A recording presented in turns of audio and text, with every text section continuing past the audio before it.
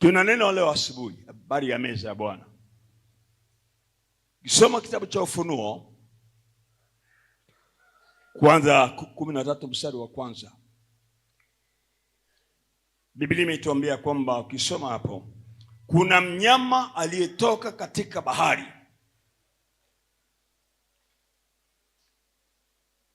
Ana pembe, na juu ya pembe kuna macho.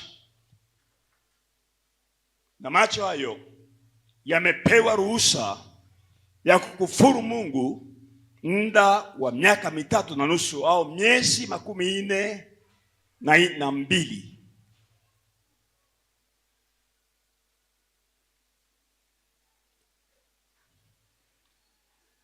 Na wakati walianza kufuru, wateule wengi wakaanza kushawishiwa waabudu ule mnyama.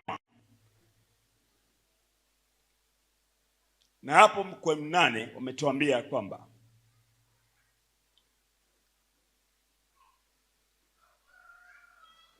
mwana kondoo wa Mungu alisulubiwa kabla misingi ya Mungu haijafanyika. Sema haleluya.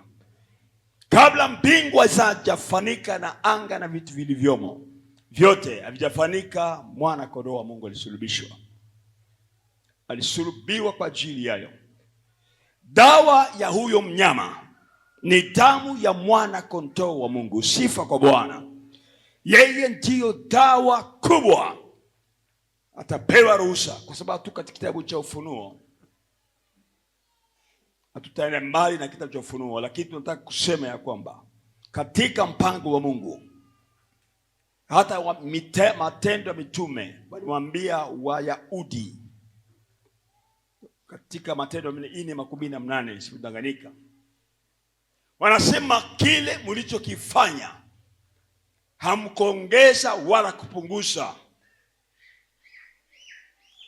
mulitimiza yale Baba wa mbinguni aliyoyaandaa kabla misingi ya Mungu haijaumbika. Sema haleluya. Tunapenda kusema nguvu zinakuwa nyuma ya meza au msalaba. Kuna nguvu kubwa ambayo mwanadamu hawezi kuzielewa.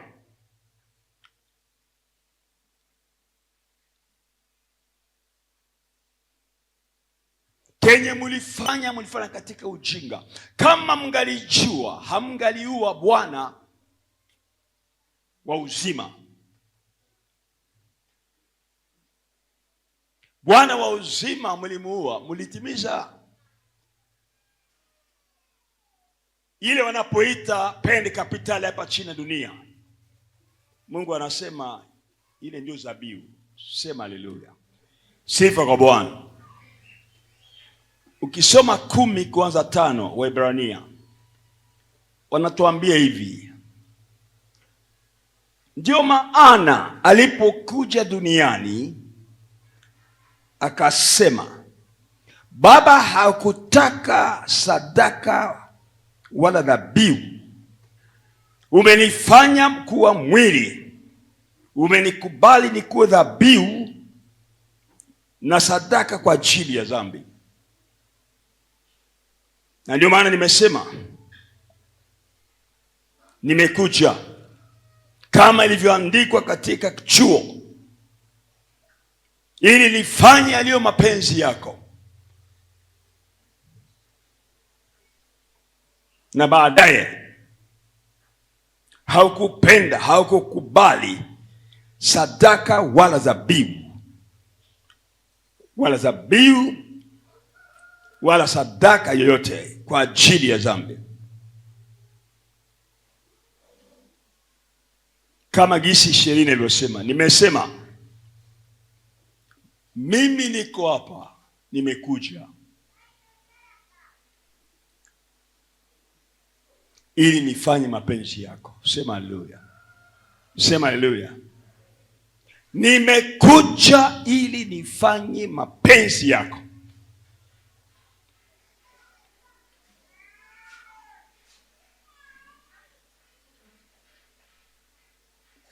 Na mambo ya kale yakaenda, mapya yakaja.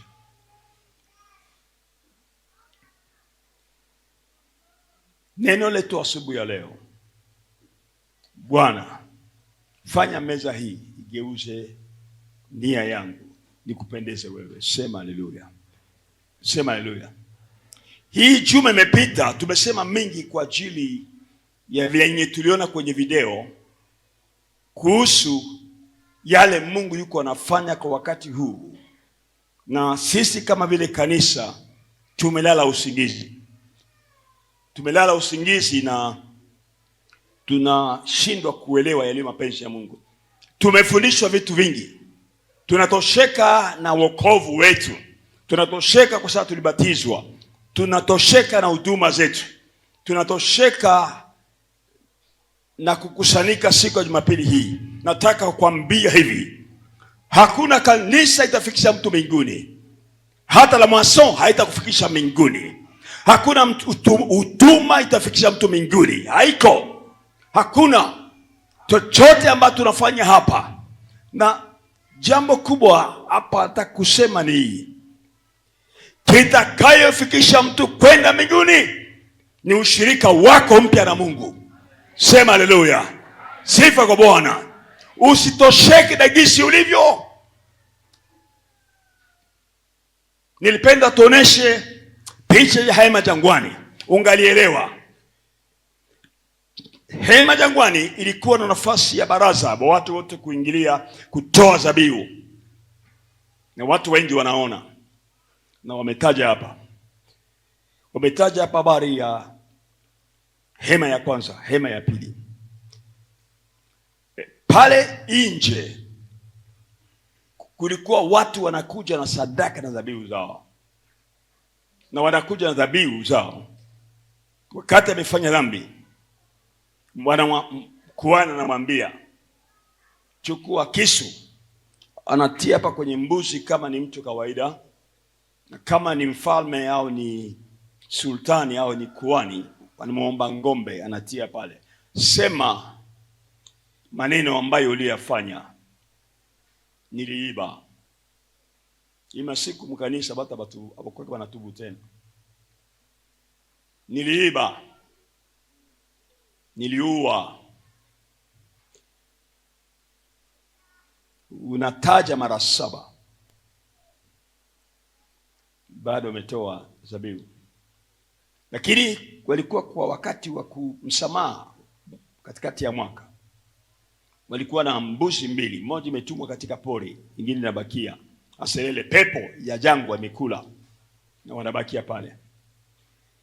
Na hapo katika hiyo baraza watu wote walifika. Baraza, tuseme hema ya kwanza, mahali patakatifu. Wakuhani walikuwa wanaingia mara kwa mara hapo, lakini hawakuwa wanaruhusiwa kuingia katika mahali patakatifu patakatifu.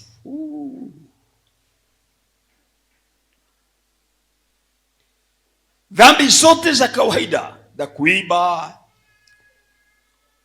kuua, sijui na mengine yote ambayo mnajua, zilikuwa zinamalizikia pale. Na kuhani anachukua, ametoa dhabihu kwa ajili yake mwenyewe na jamaa lake, kwa ajili ya watu, na anaingia katika hema ya kwanza, manake pale patakatifu.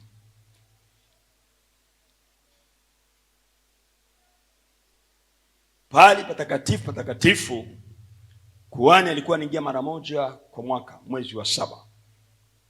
Anaingia hapo, lakini ana uhakika kama atarudia, sababu hapo kulikuwa sanduku la agano, ilikuwa hapo. Na hilo si rahisi mwanadamu kuingia hapo na arudie salama. Alikuwa akiingia, na anapoingia wanamtia lukamba, na lukamba anatia ile kengele. Makuhani wanashika kwenye ile lukamba, wanatikisa hivi, akitikisa lazima angali hai. Sasa kidogo tena wanaomba na kawia, wanatikisa, akitikisa mguu hivi anasema yuko angali hai. Asipotikisa mkono, mguu, wanasema amekufa, tumkokote. Hawangaliingia pale, walimkokota na kutupwa kwenda kuunguziwa huko.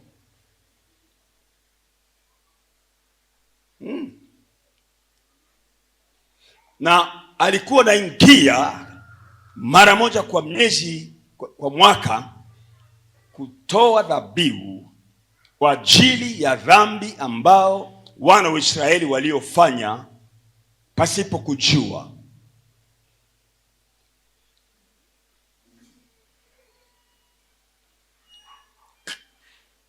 Wamekwisha kusema dhambi zote ambao wanazijua, lakini kuna dhambi ambazo hawakuzijua. Kwa maneno mengine, kwa Agano la Jipya ni ile nguvu ya dhambi inakuwa ndani yetu, sheria ya mauti na sheria ya dhambi inakuwa ndani mwetu. Upende usipende, nikikamata Biblia hivi niitupe juu itashuka. Nataka kusema hivi, hauko mwenye dhambi kwa sababu umefanya dhambi. Unafanya dhambi kwa sababu wewe ni mwenye dhambi. Sijui kama naeleweka. Tu n'es pas pécheur parce que tu as commis un péché. Tu as commis un péché parce que tu es pécheur. Ndani yangu mna dhambi. Injili ya Yohana imesema nini? Waraka wa kwanza Yohana 1:6. Tukisema ya kwamba tuna dhambi tumejidanganya wenyewe na kweli haiko ndani mwetu. Lakini tukitubu dhambi zetu, Mungu ni mwaminifu na wake kutusamehe. Sema haleluya. Sema haleluya. Sema haleluya. Hapana kuzimisha dhamiri yako na yangu kwa matendo. Kuna watu ambapo anakosea mtu ndo anampelekea telefone. Telefone hii ikamate. Telefone haitachukua nafasi ya msamaha. Kiri. Sema haleluya. Ndio watu wengi wanakaa makanisani, tulibatizwa, tunasema kwa lugha, lakini hatuko tayari kumwambia mtu ninakuchukia wewe. Mimi kuna mmoja aliambia vile sana, nakuchukia sana. Juu ya nini? Akaniambia, akasema, sikujua ndugu. Nachukia mie. Sikujua. Ulinikwaza. Mwingine aliniambia siku moja, kama kuna kitu gani msijui, nikikuona kwenye madhabahu naona kama vile kama ni kinyama kimoja hivi tu. Watu wana maneno mingi. Na sasa naanza kukuona na kuwa mtu. Kuna watu ambao wanataka kuchukia bila kujua. Kuna mama mawili nataka kusema.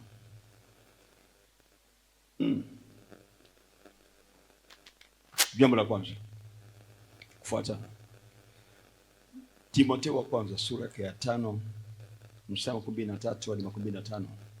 Kuna dhambi za watu wamoja zinawatangulia hukumuni. Kuna dhambi ambao zitakutaniwa kwenye mbele ya watu wote. Kusudi wengine waliobaki waogope. Ninakuagiza mbele ya Mungu na mbele ya Kristo Yesu na mbele ya malaika wachagulifu. Ufanye maneno haya pasipo kuhukumu kwa kuchagua. Usifanye neno lolote kwa upendeleo. Usiwekee mtu mkono kwa haraka, wala usishiriki kwa dhambi za watu wengine. Ujilinde mwenyewe tu safi. Toka sasa usinywe maji tu, lakini tumia mvinyo kidogo kwa ajili ya tumbo lako na magonjwa yanayokupata mara nyingi. Amen. Ndio Kiswahili yako ile 24 njoo. Sema. Dhambi za watu wengine, dhambi za watu wengine zinaonekana wazi. Zinaonekana wazi Zikitangulia kwenda kwa hukumu. Kwenye hukumu. Lakini wengine dhambi zao zinawafuata. Amen. Ndio vile. Vile kabisa. Dhambi za wamoja. Ukiona ndugu yako anakosa na ile siku anakamatwa katika wizi, akubandime arme, mpigie Mungu mikono. Dhambi yake imekutania kwenye hukumu. Lakini wale ambapo wanaonekana kuwa kama ni watakatifu, na sisi tunaimba ni watakatifu, ni wakamilifu, tutashangaa siku ile kushituka ufurushi. Ndio maana Paulo amesema ya kwamba tumikie, usiache Mungu akuhukumu. Kwa Korinto 11 kwanza 11 anasema kwamba wengi katikati yenu tunaacha wanahukumiwa ili wasihukumiwe pamoja na dunia. Hapa katikati ya juma tulisikiliza video ya binti moja, binti mzuri sana, anavala nguo ya kusitiri, anavala kikambala mzuri kabisa. Mara 3 kwa juma anaenda kanisani. Kuna siku ya maombi, siku ya imarisho, siku ya kufyagia, na watu wote wakasema alikuwa anaitwa jina lake ni Neema, Grace ndio jina lake, na alijua maandiko kwa kilindi 5. Alipofika akashangaa, akachukana na wachungaji, akachukana wazee, akachukana wakurugenzi wa mama, akakutana wa Kristo wanakwaya wako kila tunasili yao. Hawakusengenya, wako chumba chao. Hawa wenye wapendi kusamea maadui wako chumba chao. Hawa wenye ambapo wananungunika kwa ajili wanapotaka kutumika kazi ya Bwana, wana manunguniko kwa chumba chao. Hawa wenye ambapo wanatumika sana kazi ya Mungu, lakini si kwa moyo, si kwa roho, kwa mikono. Hawa wakali wenye wabadiliki, wenye nasema kwamba munielewe mimi tu. Bwana, tutakuelewa mpaka wakati gani? Kazi ya Roho Mtakatifu ni kubadilisha tabia zetu. Tubadilike. Hatutakuelewa. Hapana, hakuna mtu kukuelewa. Kama ungali na shida, omba Mungu akusaidie. Wakaambia na wewe chumba chako ndio hiki. Ndio hiki asema Bwana mimi nasenga mambo ya pili, asema hapa ndio pako. Sasa nipata jibu mbili ambazo nibariki sana. Mtu mmoja akasema hivi, "Basi pastor, kama mimi naweza kuwa ule dada na nini nakutana wewe pastor wangu huko mule, nitafarijika." Aluko lwangu mimi mwenyewe, kwani kuko mchungaji wangu hasa mimi. Mwingine akasema hivi, sasa kuna faida gani babiana benye banapoteza muda wao kupendezwa na ulimwengu na wadada na wakaka na watu wa papa, na mwisho na mimi mwenye nilijisumbua shebo wote tuko kule. Ningemwambia mniache kwa na mimi nirudie nyende nifurahishe kwa mwili wangu. Kile ataniambia hakuna njia ya kurudia. Zambi za chuki, kutokusamea, kusengenya, kujipenda. Naweza ubiri hapa na watu naubiri ninyi. Najihubiri mimi mwenyewe ya kwamba nionekane kwamba niko mhubiri mzuri. Na kama ninahubiri kwa sababu niko mhubiri mzuri, si hubiri Kristo, najihubiri mimi mwenyewe.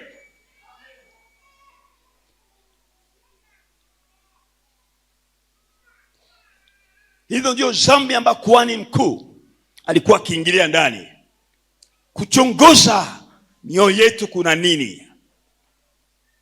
Uko na adui sijui. Walimwambia sema kweli ulikuwa mwaminifu kwa kanisa la Mwason, lakini hakukuwa mwaminifu kwangu.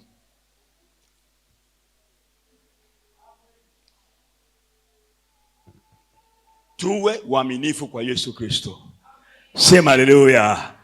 Sema haleluya. Aliyekuita.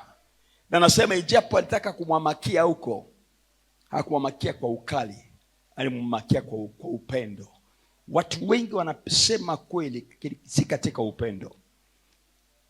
Nasema kweli katika kuchukia watu wengine. Sema kweli katika upendo dada. Naona hapa tukalifanya hivi, lakini wewe huyu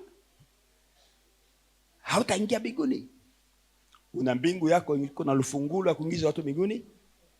Kama kuna yako sitaingia. Lakini dakika za mwisho neema ya Mungu ingali. Labda ni leo. Kama labda ni leo. Lakini baada ya kuhani mkuu anasema yeye akuingia na damu ya mwana kondoo. Alipoingia akaingia katika hema. Haikuwa hema inafanyika na wanadamu. Hema ilikuwa ni mwili wake mwenyewe. Sema haleluya. Sema haleluya. Hema ambayo Yesu aliingia. Kama leo unaweza kuomba Mungu na mbingu zinapasuka, ni kwa sababu Yesu alichukua damu yake akapaka.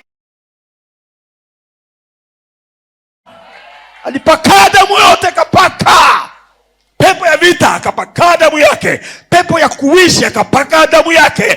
Pepo ya kusengenya akapaka damu yake. Pepo ya kuzini akapaka juu yake. Na Yesu akawa huru. Sema haleluya. Sema haleluya.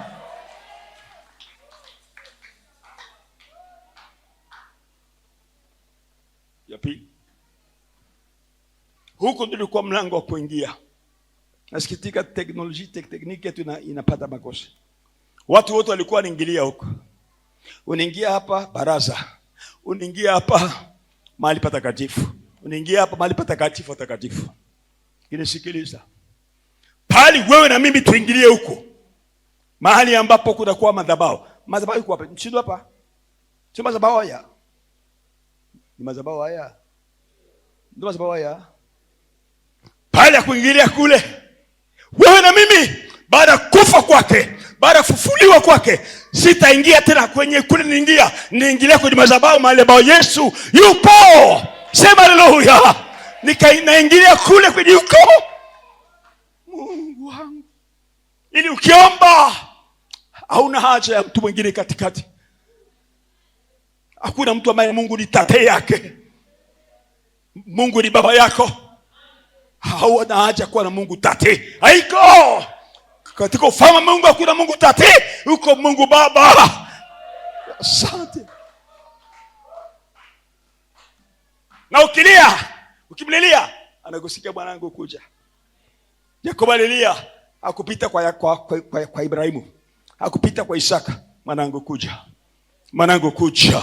Hitaji gani uko nalo? Ni nini unalia nini? Unalia nini naumwa? Unalia nini? Asema malaika, msije dekre. Haya mpeleke huyu mwanangu.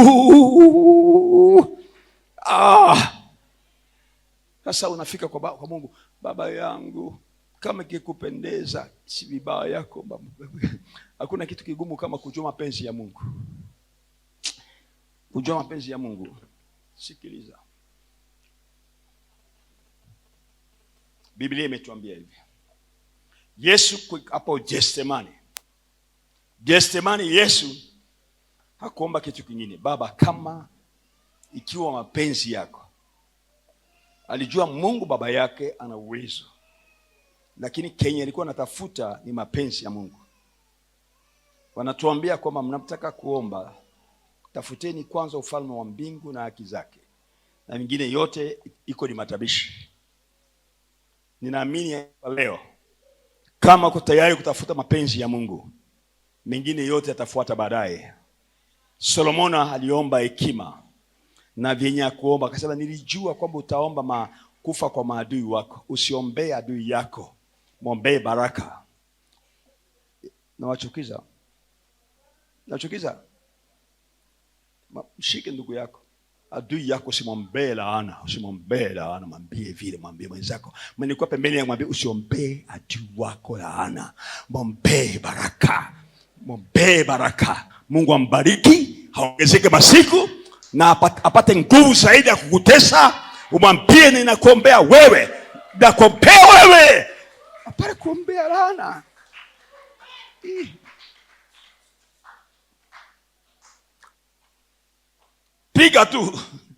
Piga tu siku mwana kondoo. Piga tu mwana kondoo. Lakini kesho kondoo itageuka kuwa simba. Usikue na hasira na mtu. kutoka hapa kufika kwa nyumba, mwendee. Hata kutupia mai ya maragi, hapana. Ndugu yangu, nilikuwa kasikia sana ni hiyo. Sasa mapenzi ya Mungu ni shida, ni kusema ni nini? Watu wengi wanasema mbona mapenzi ya Mungu iko ngumu? Haiko ngumu. Yohana 7:17 imesema kama mtu akipenda kujua mapenzi ya Baba, atajua kama mafundisho na yafundisha yametoka kwake. Warumi 12 nasema nini? Toeni miili yenu kuwa dhabihu takatifu, ambayo ndio ibada inayompendeza Mungu. Toeni miili yenu kuwa ibada, na mtajua yaliyo mapenzi ya Mungu.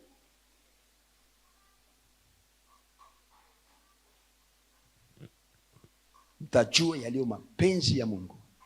Kama una wakati wa kutosha na mama yako, hautajua mama yako anataka kanini. Kama ukalaki na papa kila siku pembeni yake, hautajua kusema kwake, na siku atahamishwa, hautajua. Mungu ni Baba. Mapenzi ya Mungu, mtajua yaliyo mawazo ya Mungu. Anasema kama mbingu na nchi inavyoachana, jinsi ilivyo mawazo yangu na mawazo yenu. Kumjua, tutoe miili yetu kuwa dhabihu takatifu. Na hautaitoa kwa sababu unataka kutoa. Mungu atakulazimisha. Watakubebesha msalaba, kama vile Simoni wa Kirene ako natoka kwa mashamba. Ni Myahudi ambayo alikaa siku za kutosha katika Libya. Na ninajiuliza alikuwa Yerusalema ili aweze kusherehekea sikukuu ya Pasaka.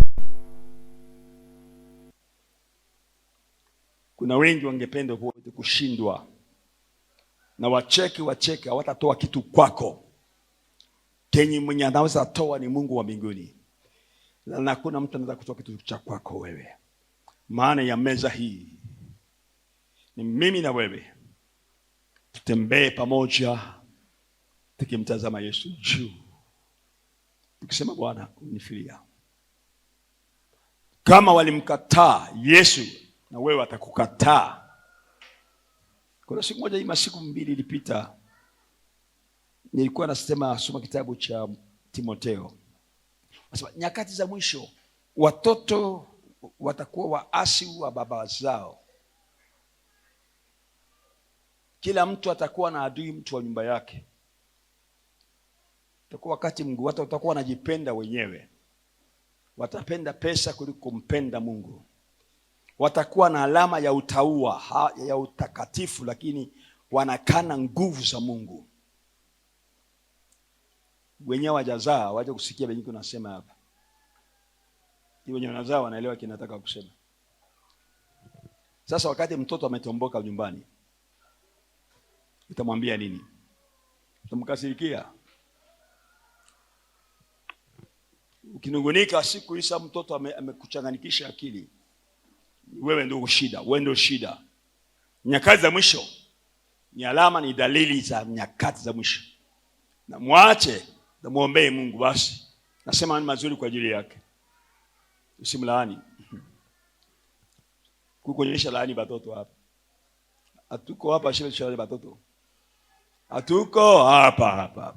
Ningalijua imimba hii. Ningalijua. Ukiolewa na mume mwenye ambaye unashindwa, usimlaani. Mbariki.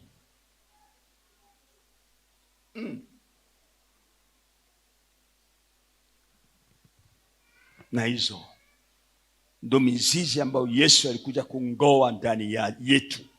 Anasema kila mti ambayo Baba akupanda utangolewa, na anapongoa mti ambayo Baba akupanda, maumivu utayasikia. Kuna vitu kawaida ya maisha ya Ukristo ukatutokea. Shukuru Mungu.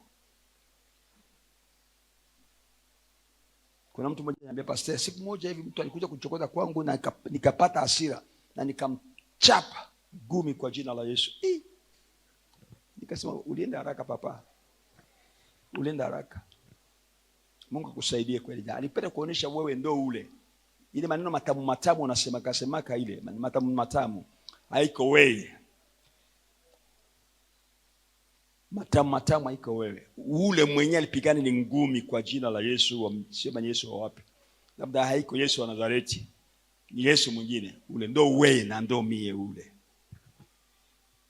Wadada na wandugu katika Kristo, umekombolewa kwa damu ya mwana kondoo. Sema haleluya. Umekombolewa kwa damu ya mwana kondoo. Si kwa nguvu zako, ni kwa nguvu za Bwana. Mliona mambo yaendeki tena na Buda. Mnaanza kuvululana. Si kawaida. Sasa unaanza kupeleka habari nje. Ile ni kabati yako. Ibebe, uvumilie. Mungu atakuwezesha. Ndio maana ya meza. Alikuja kavaa mwili wangu ili yeye anipatie utakatifu wake. Alikuja ili avae uchafu katika udhaifu wangu, akaingilia kati ili nivikwe nguvu zake. Niseme ninaweza yote katika yeye anitiaye nguvu. Yeye kama mtu alilia mbele ya kaburi ya Lazaro, machozi lia Getsemani. Asa mimi sitajihukumu kama nikilia. Kama mauzuri iko mwingi sintalia. Lakini usilie mbele ya watoto. Na kama uko papa usilie mbele ya bibi yako. Fichama. Kule unapanguza machozi. Meza iko pale. Nakuja kuniosha. Mimi nilie hapa. Sikuje kwa ajili ya kukuvunja moyo. Tutasimama tuombe Mungu aturehemu mbele ya kukaribia meza yake. Mimi